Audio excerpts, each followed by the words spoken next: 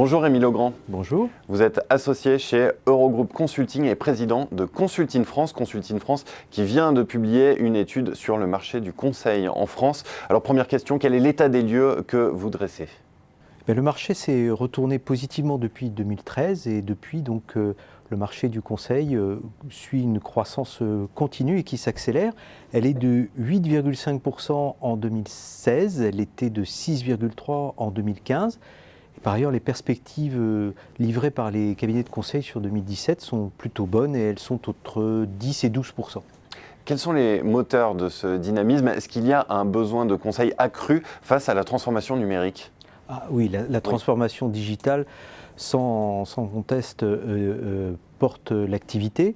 Ce sont des projets de grande taille et complexes et ils poussent les donneurs d'ordre à se faire conseiller. Mais il n'y a pas que ça, il y a aussi la complexification croissante pour les entreprises de leur environnement sur le plan non seulement technique mais aussi juridique, fiscal, social.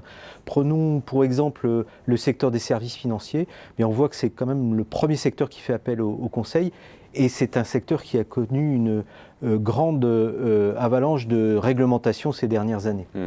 Qu'est-ce que votre étude dit des axes de développement à privilégier pour les acteurs du conseil dans les prochaines années ? Autrement dit, où sont les gisements de croissance à aller chercher ? Alors oui, il y a des marges de progrès, effectivement. La première d'entre elles, c'est de se tourner vers des sociétés, des types d'entreprises qui font moins appel au conseil. Je pense aux ETI, aux PME.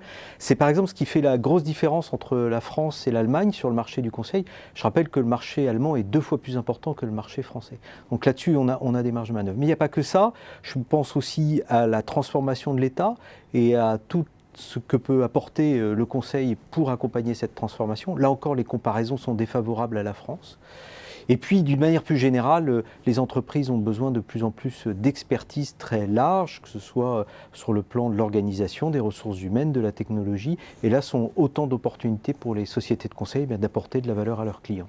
Eh bien, merci beaucoup Rémi Legrand d'être venu nous présenter les principales conclusions de cette étude sur le marché du conseil réalisée par Consulting France, dont vous êtes président. Merci encore. Merci.